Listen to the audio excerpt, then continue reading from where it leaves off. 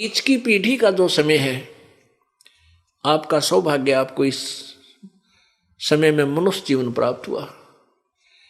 इस परमात्मा के पाने के लिए किसी विशेष जाति या मजहब की आवश्यकता नहीं, और ये नहीं समझना कि ज्यादा पैसे वाले ही पार होते हैं, धनवान या उच्च जाति वाले नहीं।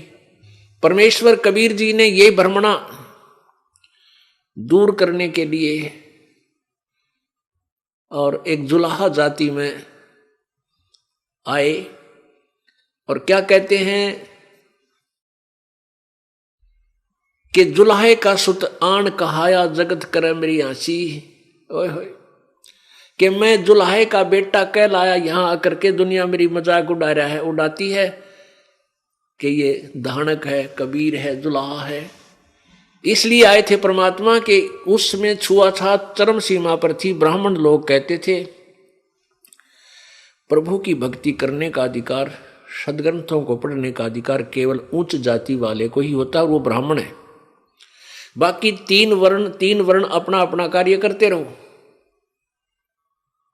तो पुण्यात्माओं, परमात्मा ये बताना चाहते थे कबीर जी के परमेश्वर मेरे पाने के लिए, परमात्मा पाने के लिए मेरे की तरह, जैसे मैं गरीब हूं, क्योंकि प्रतिदिन जितना कपड़ा बुनते थे उसकी जो बुनाई आती थी उससे अपना गुजारा करते लीला कर रहे थे।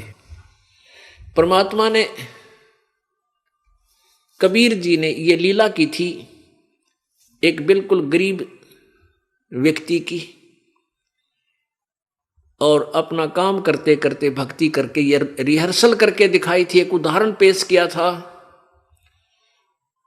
कि मेरे से गरीब तो कोई हो भी नहीं सकता, और मैंने भगवान पाया, यानी सह शरीर गए परमात्मा। अब आम व्यक्ति तो यही, भगवान तो नहीं मान रहे थे वो लोग, लेकिन इतना अवश्य मानते थे कि कबीर जी की भक्ति श्रेष्ठ है, क्योंकि वो सह शरीर चले गए। तो वो भक्ति जो करते थे, वो काम करते करते करते थे, ना घर छोड़ कर गए, ना जंगल में गए, और ना ही ब्राह्मण कुल में जन्म था, एक जुलाहे कुल में जन्म, और फिर भी पार हो गए। तो परमात्मा ने ये सब भ्रमणा मिटानी थी कि भाई परमात्मा पाने के लिए मनुष्य शरीर हो और पूर्ण संत मिल जावे, और भक्ति डट के करना, श्रद्धा से नियम में रहना। कोई भी जाति हो, किसी मजहब का हो, गरीब हो चाहे अमीर, रंक हो चाहे राजा, मर्यादा में रहकर सारे पार हो सकते हैं।